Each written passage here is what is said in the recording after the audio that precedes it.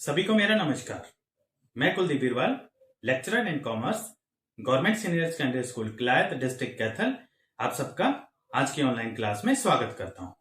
आज हम 11वीं कक्षा के व्यवसाय अध्ययन विषय के अंतर्गत निजी क्षेत्र और सार्वजनिक क्षेत्र नामक टॉपिक के ऊपर चर्चा करेंगे। आज हम जानेंगे निजी क्षेत्र में कौन से व्यवसाय आते हैं और सार्वजनिक क्षेत्र में कौन से व्यवसाय आते हैं। तो चलिए शुरू करते हैं आज की ऑनलाइन क्लास।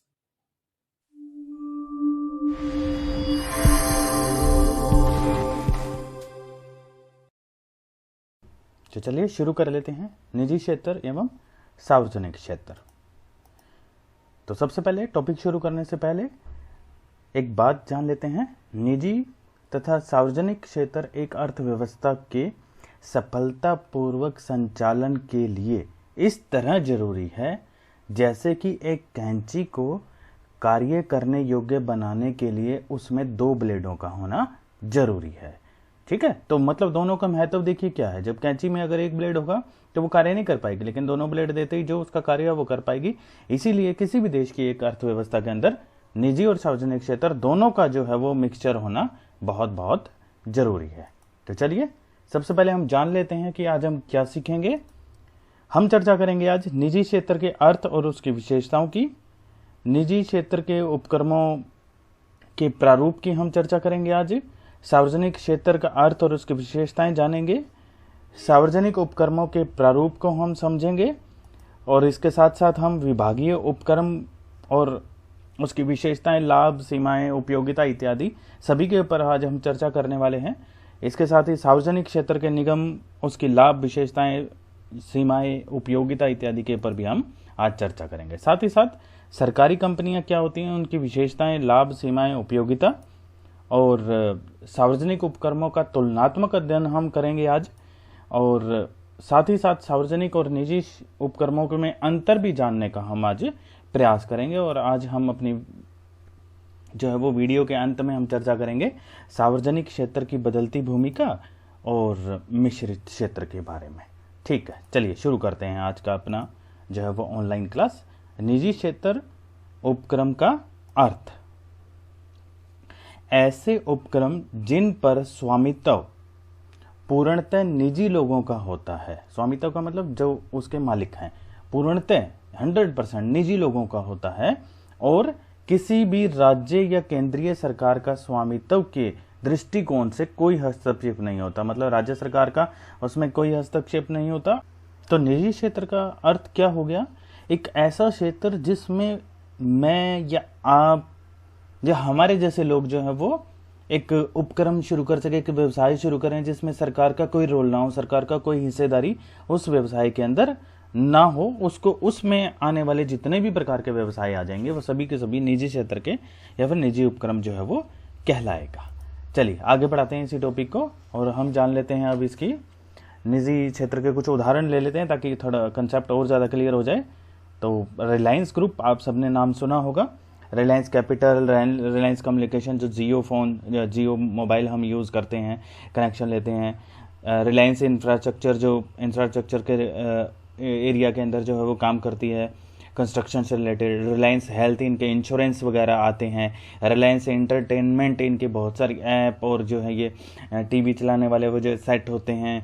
या फिर रिलायंस फाइबर आ गया है जो इंटरटेनमेंट के क्षेत्र में जो है काम कर रहा है। रिलायंस पावर, यानी कि बिजली का भी जो है वो ये प्रोडक्शन करते हैं।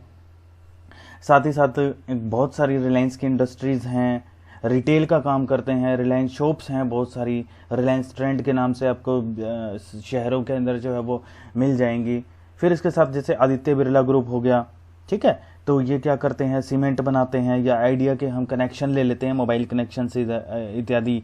या फिर बिरला जो है वो इंश्योरेंस के सेक्टर में काम करता है, फाइनेंस के सेक्टर में जो है वो काम करता है। तो ये इस प्रकार के कुछ कार्य। फिर टाटा ग्रुप, आप सबने नाम सुना होगा, जो रतन टाटा जी ने शुरू किया था।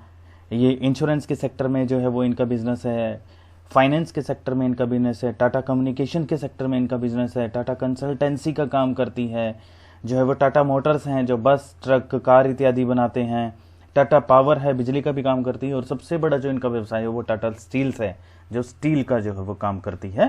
तो ये कुछ एक उदाहरण मैंने आपको दिए हैं जिससे निजी क्षेत्र के जो है वो उदाहरण आ जाते हैं। अडानी ग्रुप्स हो गया जो बिजली के क्षेत्र में बहुत बड़ा व्यवसाय जो है वो करते हैं। तो ये कुछ उदाहरण है जिससे आप ताकि समझ पाए निजी क्षेत्र के जो है वो किस प्रकार के उपकरण जो है वो हो सकते हैं। अब थोड़ा सा और क्लियर कर लेते हैं इस कंसेप्ट को। निजी क्षेत्र अथवा निजी उपक्रमों की विशेषताओं के बारे में भी जो है वो चर्चा कर लेते हैं, थोड़ा सा और क्लियर कर लेते हैं हम अपना कंसेप्ट।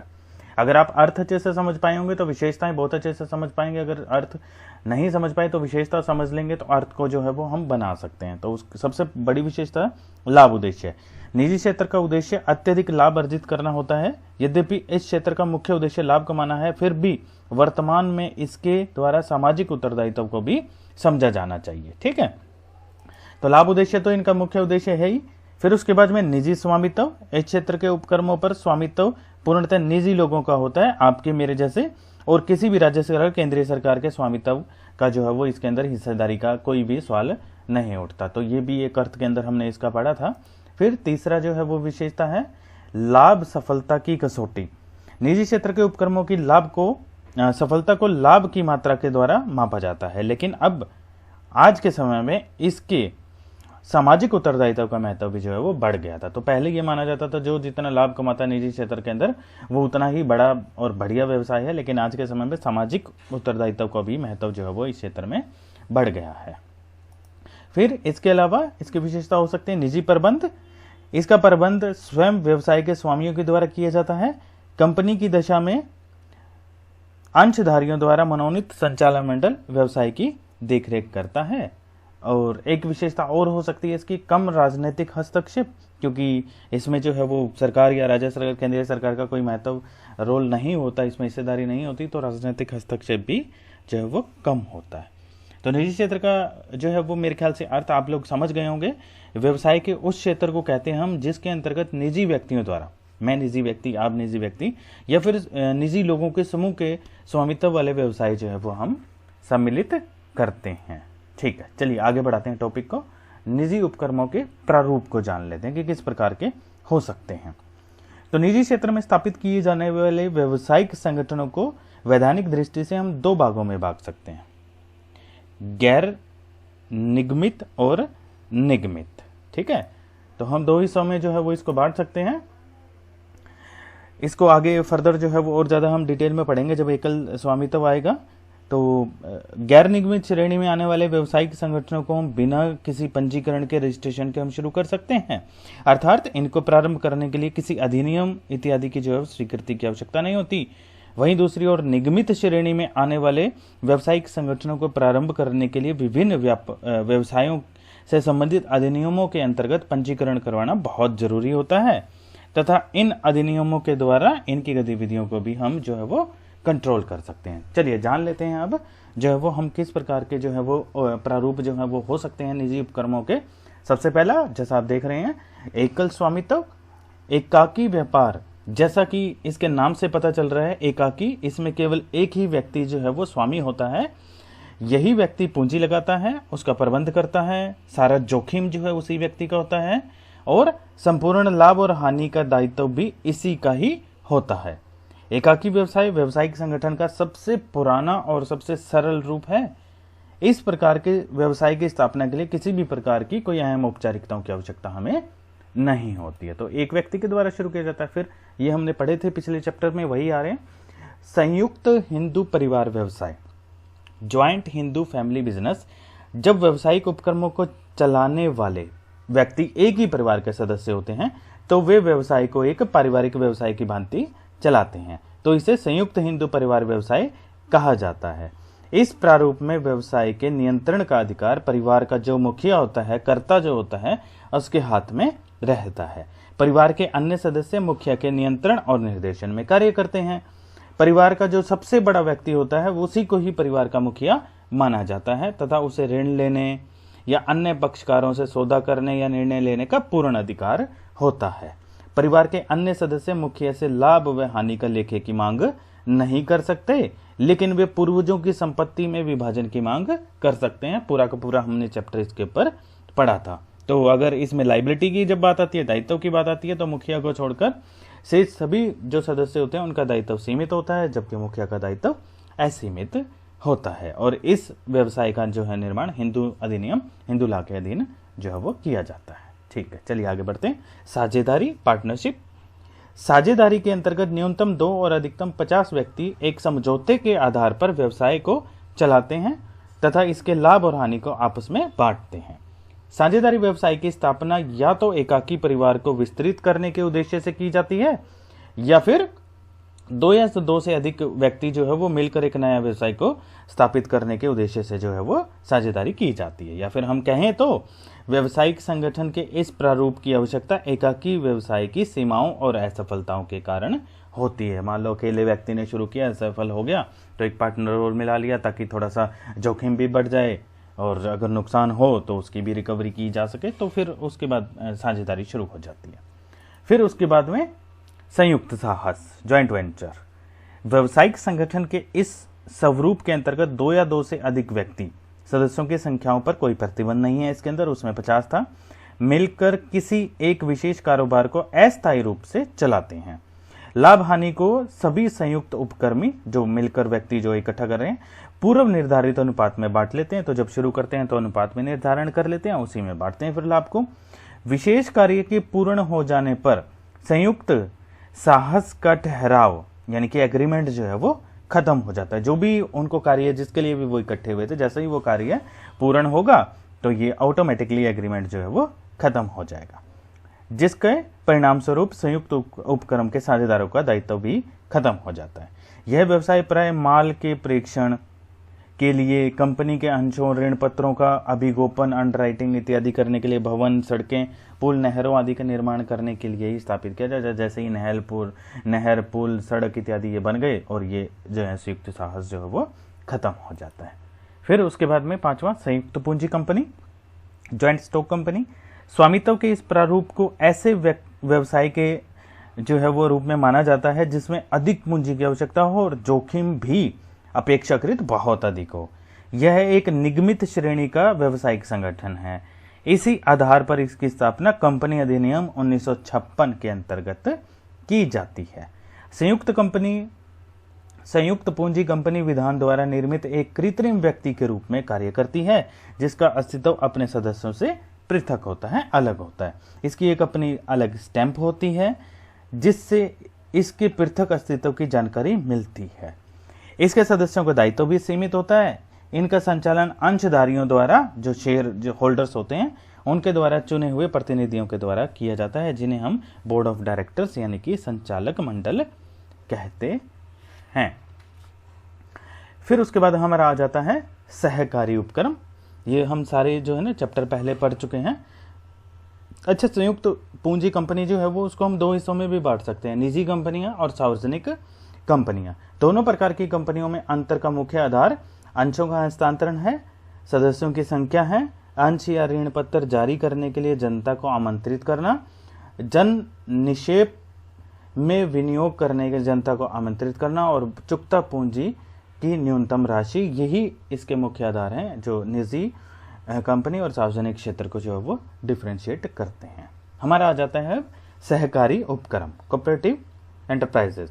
सहकारी उपक्रम अथवा सहकारी समितियां जो हमने पिछले चैप्टर में हम पढ़ चुके हैं, एक ऐच्छिक संघ होता है जिसका प्रारंभ इसकी सदस्यों की सेवाओं करने के लिए उद्देश्य से किया जाता है। अन्य व्यावसायिक संस्थाओं की भांति इसका उद्देश्य लाभ करना अर्जित ना होकर बल्कि अपने सदस्यों की मदद करना, सेवा करना होता है।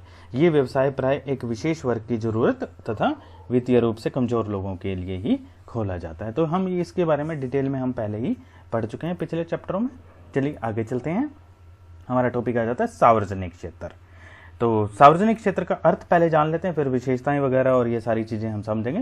पहले सार्वजनिक क्षेत्र क्या होता है। सार्वजनिक क्षेत्र में राजकीय स्वामित्व वाले व्यवसाय हम शामिल करते हैं जिनको सरकार द्वारा नियंत्रित और संचालित किया जाता है। सार्वजनिक अथवा राजकीय उपक्रमों को पिछले कुछ दशकों में देश की अर्थव्यवस्था में बहुत ही ज्यादा महत्वपूर्ण स्थान प्राप्त हुआ है। 19वीं शताब्दी तक निजी क्षेत्र के व्यावसायिक संगठनों का ही बोलबाला था, परंतु जैसे ही 20वीं सदी में जो है वो प्रवेश किया तो औद्योगिक विकास, औद्योगिक डेवलपमेंट, औद्योगिक क्रांति आई। निजी क्षेत्र के व्यावसायिक संगठनों में कुछ दोष दिखाई पड़ने लगे, जैसे कि उपभोक्ता और श्रमिकों का शोषण होता होगा, बड़े व्यवसायी उपक्रमों की एकाधिकार की प्रवृत्ति आ गई, गला काट प्रतियोगिता ने परेशान कर दिया। इसी तरह निजी क्षेत्र में उन उद्योगों के विकास की ओर कोई ध्यान नहीं दिया जाता था जिसमें बहुत अधिक पूंजी की आवश्यकता थी और लाभ अर्जित करने के लिए लंबे समय तक भी जो है वो इंतजार करना पड़ता था। इस सब का परिणाम क्या हुआ कि जनता को शोषण से मुक्त करने के लिए और देश के संपूर्ण विकास के लिए राजनीतिक हस्तक्षेप की आवश्यकता समझे जाने लगी। तो फिर सार्वजनिक क्षेत्र का जो है वो सोचा जाने लगा और चलन में आया ये। चलिए अर्थ जान लेते हैं, असल में इसका अर्थ क्या है। ऐसे उपक्रम जो सरकार द्वारा स्थापित किए जाते हैं और जिनका स्वामित्व व प्रबंध भी सरकार के हाथों में होता है। ठीक है, निजी क्षेत्र में तो निजी में था, मेरे आपके या फिर मेरे जैसे और लोग, आपके जैसे और लोग उनके हाथ में था, लेकिन इसके अंदर क्या चेंज आ गया, इसमें स्वामित्व जो है वो सरकार के हाथ में होगा। स्वामित्व का मतलब उसकी स्थापना या पूर्ण रूप से अधिकार सरकार का होगा और उसको जो है वो मैनेज चलाएगी भी जो है वो सरकार। तो ऐसे उपक्रमों को सरकार या तो स्वयं उनकी एकमात्र स्वामी होती है या फिर इनका अधिकतम स्वामित्व तो सरकार के पास होता है। मतलब कुछ लोगों के पास हिस्सा हो सकता है लेकिन ज्यादा हिस्सा जो है वो सरकार के हिस्से में ही आएगा। इनको राजकीय उपक्रम, सार्वजनिक उपक्रम, सार्वजनिक क्षेत्र के उद्योग, सरकारी उद्योग इत्यादि के नामों से भी जाना जाता है। इसका उद्देश्य जनता को उचित मूल्य पर वस्तुएं और सेवाएं प्रदान करना होता है। यद्यपि इसका मुख्य उद्देश्य जनता की सेवा करना होता है, लेकिन लाभ कमाने के उद्देश्य को इससे अलग नहीं किया जा सकता।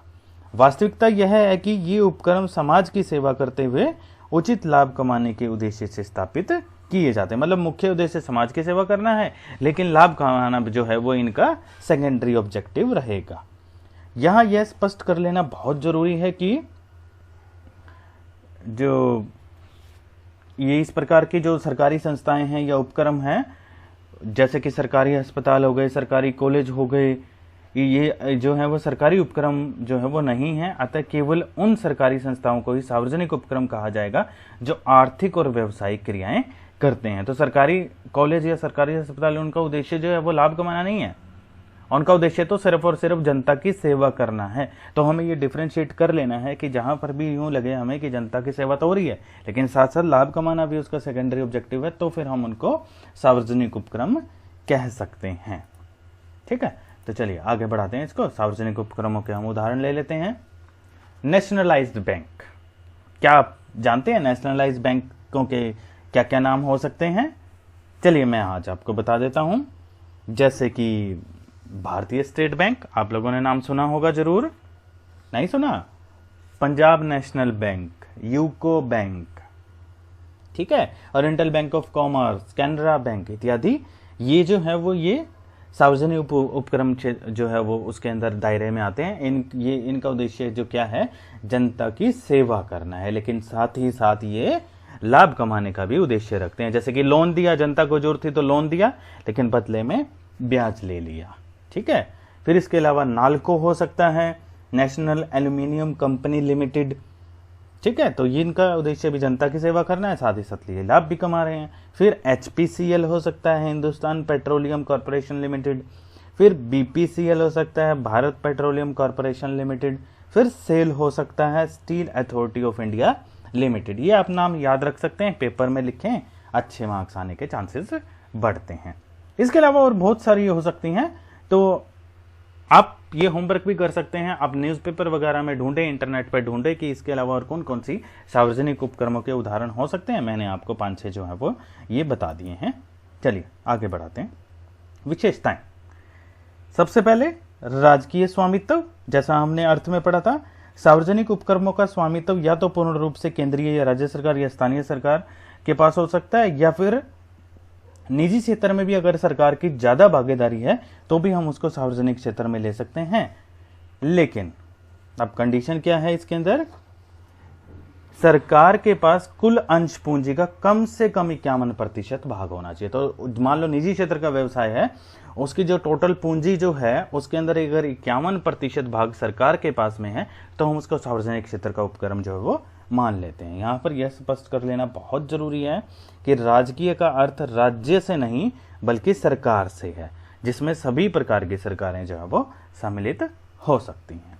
फिर राजकीय नियंत्रण, डेफिनेशन में हमने पढ़ लिया था। सार्वजनिक उपक्रमों का प्रबंध और नियंत्रण सरकार के हाथ में होता है। कुछ उपक्रमों की स्थापना सरकार अपने ही विभाग के अंतर्गत करती है, जैसे कि डाक तार विभाग को डाक तार विभाग हो गया, जिसका काम जो है वो कम्युनिकेशन मिनिस्ट्री के द्वारा किया जाता है। इसी प्रकार कुछ अन्य उपक्रम हो गए, जैसे कि Bhakra Nangal control board, Hirakud control board इत्यादि को सौंप दिया। लेकिन इन सब पर अंतिम नियंत्रण भी जो है वो सरकार का रहेगा, यानी कि बोर्ड बना दिए अलग अलग, लेकिन कंट्रोल जो है वो सरकार का ही उस पर रहता है। फिर वित्तीय स्वतंत्रता, सार्वजनिक उपक्रमों को लगभग सभी वित्तीय आवश्यकताएं सरकार के द्वारा पूंजी विनियोग के माध्यम से पूरी की जाती हैं। ठीक है, तो वित्तीय स्वतंत्रता हो गई, सरकार आवश्यकता अनुसार इनको जो है वो पूंजी प्रोवाइड करती है, तो ये भी एक विशेषता हो गई। फिर सेवा उद्देश्य, डेफिनेशन में हमने पढ़ दिया था, मुख्य उद्देश्य सेवा करना है, सेकेंडरी ऑब्जेक्टिव प्रॉफिट कमाना है। ठीक है, निजी क्षेत्र में जो है वो रिवर्स है, मुख्य उद्देश्य प्रॉफिट कमाना और सेकेंडरी उद्देश्य जनता की सेवा करना भी आज के समय की अगर हम बात करें तो। फिर इसके अलावा विशेषता हो सकती है जनता के प्रति उत्तरदायिता। निजी क्षेत्र के उपकरण अपनी प्रगति के लिए केवल कुछ लोगों या कुछ विशेष लोगों से स्वामियों के प्रति उत्तरदायी होते हैं। इसके विपरीत राजकीय उपक्रम न केवल सरकार जनता के प्रति भी उत्तरदायी होते हैं। जनता द्वारा चुने गए प्रतिनिधि इन उपक्रमों की सफलता और असफलता के बारे में संसद या विधानसभा इत्यादि में चर्चा वगैरह भी करते रहते हैं। फिर प्रबंध में नौकरशाही, क्योंकि सार्वजनिक क्षेत्र के उपक्रम सरकार द्वारा स्थापित किए जाते हैं, इसीलिए इनका प्रबंध प्रशासनिक अधिकारियों के द्वारा किया जाता है। प्रशासनिक अधिकारी सरकार के द्वारा बनाए गए नियम कायदे कानून इत्यादि में बंधे होते हैं और उन्हीं का ध्यान रखते हुए जो है वो व्यवसाय को चलाने का और चलवाने का प्रयास करते हैं। इससे क्या होता है कि निर्णयों में लोडशीलता का अभाव रहता है। लोडशीलता का हम पहले भी बहुत डिस्कस कर चुके हैं।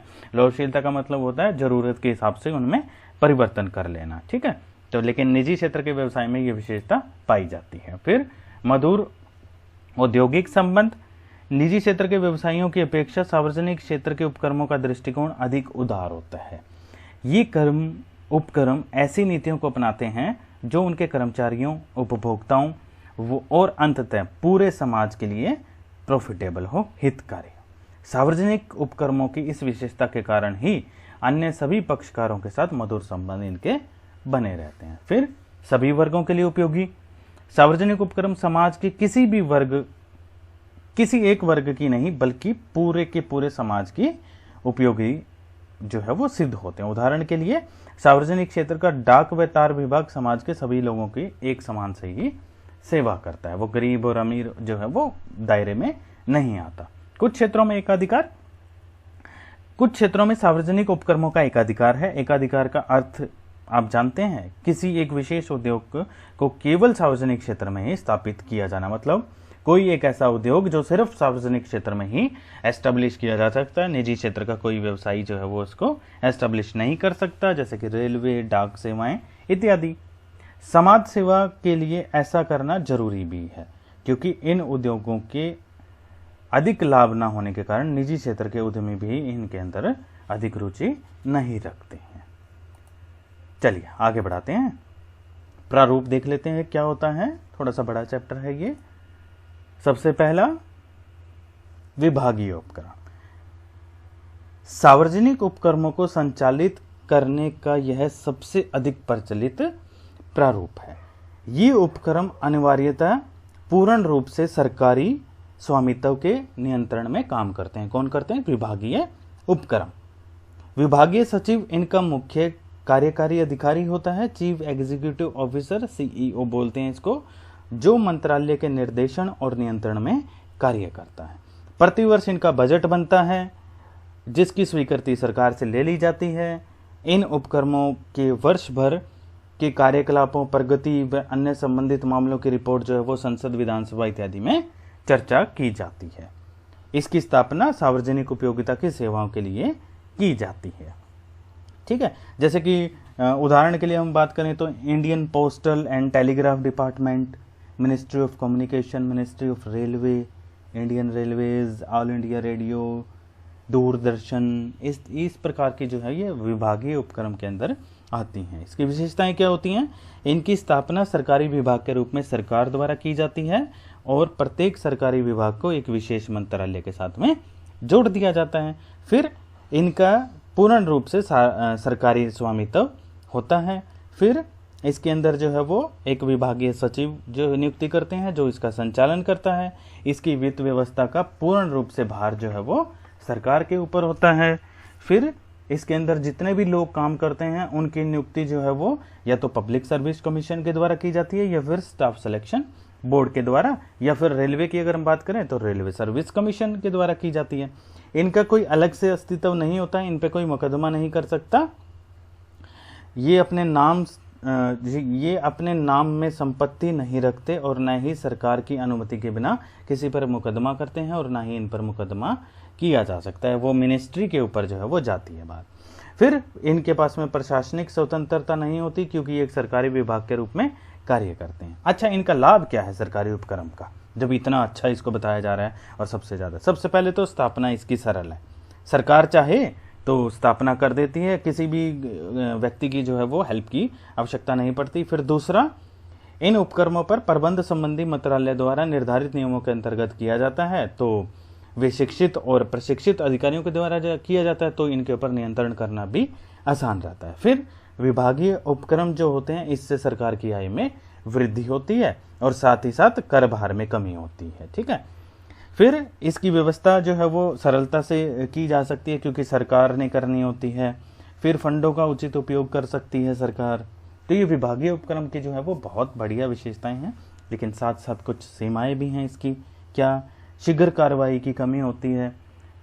पहले विभाग के अंदर किसी चीज़ की जरूरत होगी, फिर वो चीफ एग्जीक्यूटिव ऑफिसर के पास जाएगी, फिर सरकार के पास जाएगी, फिर उसकी लोकसभा विधानसभा में चर्चा की जाएगी, फिर उसके बाद में वो चीज़ें जो भी चीज़ रिक्वायरमेंट है फिर उसके बाद में वो आती है। फिर लोचशीलता की कमी मिलेगी, क्योंकि कठोर सरकारी नियमों में जो है वो लोचशीलता की कमी पाई जाती है। फिर प्रेरणा की कमी भी मिलेगी। ऐसा देखने में आता है कि अधिकारियों को प्राप्त शक्तियों जो भी प्राप्त होती हैं वो प्रेरणा का काम करती हैं, और इन शक्तियों से प्रेरित होकर वो उपक्रम की आय का अधिकतम प्रयास तो करते हैं, लेकिन विभागीय उपक्रमों के अधिकारियों को शक्ति नाम मात्र की होती है, जिसके कारण वो अधिकतम प्रयास जो है वो नहीं कर पाते, क्योंकि अधिकार जो है वो सरकार के पास में होता है। फिर प्रतियोगिता की भावना नहीं होती इसके अंदर, क्योंकि इस क्षेत्र के अंदर जो है वो सरकार का पूर्ण होता है और कोई और नहीं खोल सकता।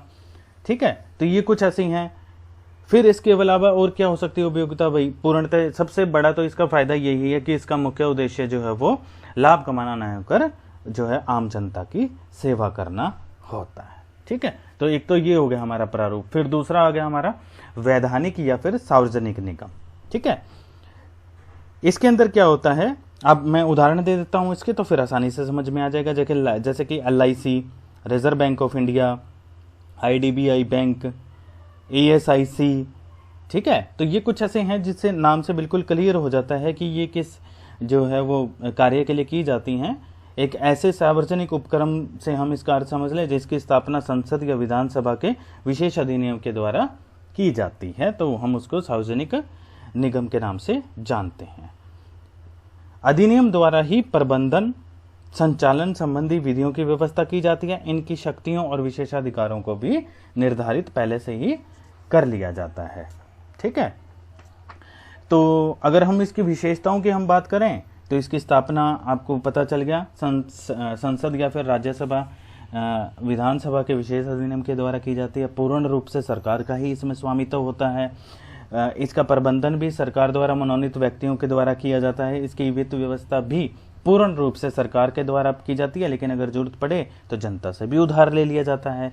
फिर इनमें काम करने वाले व्यक्तियों की नियुक्ति जो है वो निगमों के स्वयं के नियम होते हैं। सेवा शर्तें संचालन मंडल के द्वारा निश्चित की जाती हैं। निगमों के कर्मचारी विभागीय उपक्रमों की भांति सरकारी कर्मचारी नहीं होते हैं। फिर पृथक वैधानिक अस्तित्व पाया जाता है इसमें, अर्थात ये अपने नाम से संपत्तियां खरीद सकते हैं। विभागीय उपक्रम में ऐसी नहीं थी विशेषता। अन्य पक्षकारों से अनुबंध कर सकते हैं, मुकदमा कर सकते हैं, और इन पर भी मुकदमा चलाया जा सकता है। फिर प्रशासनिक स्वतंत्रता की अगर हम बात करें तो निगमों में किसी तरह का राजनीतिक हस्तक्षेप नहीं होता। अधिनियमों के द्वारा इन्हें जो शक्तियां प्राप्त होती हैं उसी शक्तियों के द्वारा ये पूर्ण रूप से स्वतंत्र रूप से कार्य करने के लिए जो है वो स्वतंत्र होते हैं। फिर अगर हम इनके लाभ की अगर हम बात कर लें तो एक तो सबसे बड़ा लाभ तो ये है, संचालन में स्वतंत्रता इनके पर, ये तो नियम कायदे कानून के अंदर अपनी स्वतंत्र रूप से चला सकते हैं, सरकार का जो है हस्तक्षेप नहीं होता। फिर शीघ्र निर्णय हो जाएगा, विभागीय उपक्रम में नहीं हो रहा था, इसके अंदर शीघ्र निर्णय हो जाता है। फिर कुशल प्रबंध हो जाता है, क्योंकि पेशेवर प्रबंधकों को ही मनोनीत किया जाता है, क्योंकि इनकी क्वालिफिकेशन निर्धारित होती है। फिर इनका उद्देश्य जो है वो क्या होता है, समाज का उद्देश्य इनका प्रमुख उद्देश्य होता है, और सेकेंडरी ऑब्जेक्टिव जो है इनका लाभ कमाना होता है। तो सार्वजनिक क्षेत्र जो है वो कार्य कर रहा है, जो विभागीय क्षेत्र के अंदर जो कमियां थी। फिर अगर हम इनकी सेवाओं की बात कर लें तो सबसे बड़ी तो वही जो उसमें भी थी इसमें भी है कि इसमें प्रतियोगिता भावना की जो है वो कमी है, जिससे हानि होने की शंका बनी रहती है। फिर सेवा उद्देश्यों का अनदेखा, संचालन मंडल के सदस्य अपनी शक्तियों का उपयोग सामाजिक हित में ना कर व्यक्तिगत हित में अधिक करने लगते हैं, जिससे सेवा उद्देश्य जो है वो एक प्रकार से दिखावा दिखने लग जाता है। इसके बाद हमारा जो है वो तीसरा प्रारूप आ जाता है सरकारी कंपनियां, गवर्नमेंट कंपनीज। सरकारी कंपनियों से अभिप्राय हम किस कंपनी को समझ लेते हैं, जिनकी चुकता अंश पूंजी, पेड अप शेयर कैपिटल, जो हम +2 में पूरा का पूरा चैप्टर पढ़ेंगे इसका डिटेल में, कम से कम 51% भाग केंद्रीय सरकार, राज्य सरकार, सरकारों या फिर अंशतः केंद्रीय, अंशतः एक से अधिक राज्य सरकारों के पास हो। इस प्रकार सरकार उपक्रम में एक मुख्य अंशकारी बन जाती है। मतलब 51, कम से कम 51% होना चाहिए, उससे ज़्यादा हो जाए कोई दिक्कत नहीं है। तो एक मुख्य जो है वो अंशधारी बन जाती है सरकार। एक सरकार जो है वो मुख्य अंशधारी जब बन जाती है और उपक्रम से संबंधित मंत्रालय अथवा कैबिनेट या फिर राज्य के प्रमुख के माध्यम से एक अंशकारी के समस्त अधिकारों का प्रयोग करती है। यदि स्थानीय सरकारों या फिर निगमों द्वारा अंश पूंजी का 51% या इससे अधिक हिस्सा प्राप्त कर लिया जाए तो संबंधित उपक्रम को सरकारी कंपनी नहीं माना जाएगा। इनका पंजीकरण भारतीय कंपनी अधिनियम 1956 के अंतर्गत किया जाता है। तो क्या मतलब हो गया इसका, ऐसे सार्वजनिक उपक्रम से है जिसकी चुकता अंश पूंजी का पेड अप कैपिटल कम से कम 51% भाग केंद्रीय सरकार या फिर राज्य सरकार, सरकारों या फिर अंशतः केंद्रीय सरकार, अंशतः एक या एक से अधिक राज्य सरकारों के पास हो, तो हम उसको सरकारी कंपनी कहते हैं। सरकारी कंपनियां जो है वो 2 प्रकार की होती हैं, एक पूर्णतः स्वामित्व वाली कंपनी और दूसरी संपूर्ण जो है वो पूर्णतः स्वामित्व वाली पूंजी में क्या होता है कि संपूर्ण अंश पूंजी सरकार के पास होती है, और दूसरी टाइप होती है मिश्रित स्वामित्व वाली पूंजी, जिसमें अंश पूंजी सरकार या फिर जनता दोनों भागीदार होते हैं, परंतु अधिकांश पूंजी सरकार के पास में ही होती हैं। अगर हम जो है वो उदाहरण लेना चाहें तो भारत की प्रमुख सरकारी कंपनियों को Hindustan machine tools, Hindustan steel limited, भारतीय राजकोषीय व्यापार निगम हो सकता है, कोल इंडिया लिमिटेड है, हिंदुस्तान एयरक्राफ्ट लिमिटेड है, मैसूर शुगर कंपनी है, भारत हैवी इलेक्ट्रिकल लिमिटेड है। तो ये कुछ उदाहरण हैं सरकारी कंपनियों के। अब सरकारी कंपनी में विशेषताएं क्या होती हैं, थोड़ा सा और अर्थ क्लियर कर लेते हैं। स्थापना, इसकी स्थापना निजी क्षेत्र की कंपनियों की भांति ही भारतीय कंपनी अधिनियम 1956 के प्रावधान के अनुसार ही की जाती है। यदि सरकार चाहे तो किसी प्रावधान के संबंध में इन्हें छूट दे सकती है, लेकिन यह छूट संसद द्वारा अधिकृत होनी चाहिए। फिर स्वामित्व की अगर हम बात करें तो इनकी चुकता पूंजी अंश जो होती है, पेड अप शेयर कैपिटल, कम से कम 51% भाग पर केंद्रीय सरकार या फिर राज्य सरकार या फिर केंद्रीय और राज्य सरकार दोनों को मिलाकर जो है वो होनी चाहिए। फिर अगर हम प्रबंध की बात करें तो इनका प्रबंध संचालन मंडल द्वारा किया जाता है। सरकार के स्वामित्व में अधिकतम भागीदारी होने के कारण अधिक संचालन सरकार के द्वारा ही, संचालक सरकार के द्वारा ही नियुक्त किए जाते हैं, परंतु निजी व्यक्ति भी संचालक हो सकता है। जहां वित्त व्यवस्था की बात करें तो जनता और सरकार दोनों के द्वारा जो है वो वित्त व्यवस्था की जाती है। नियुक्तियों की अगर हम बात करें तो प्रत्येक कंपनी द्वारा स्वयं के सेवा शर्तों के अधीन कर्मचारियों की नियुक्ति की जा सकती है, वे सरकारी कर्मचारी नहीं कहलाते हैं। फिर पृथक वैधानिक अस्तित्व की अगर हम बात करें तो इनका पृथक वैधानिक अस्तित्व होता है, अर्थात ये अपने नाम से संपत्ति खरीद सकते हैं, पक्षकारों से अनुबंध कर सकते हैं, मुकदमा कर सकते हैं, यानी पर भी मुकदमा चलाया जा सकता है। अगर हम प्रशासनिक स्वतंत्रता की हम बात करें तो सरकारी कंपनियों को पूरी प्रशासनिक स्वतंत्रता होती है। ये अपनी आंतरिक प्रबंध व्यवस्था संबंधी स्वयं के नियम बना सकती है। अब सरकारी कंपनी के लाभ की अगर हम बात करें तो इसकी स्थापना जो है वो सरल होती है, किसी विशेष अधिनियम जो है वो पास करने की आवश्यकता नहीं होती। हाँ, कंपनी अधिनियम के प्रावधानों का पालन करने पर ही इनका पंजीकरण हो जाता है। तो कंपनी अधिनियम 1956 के जो नियम है उसी के द्वारा ही पंजीकरण किया जा सकता है।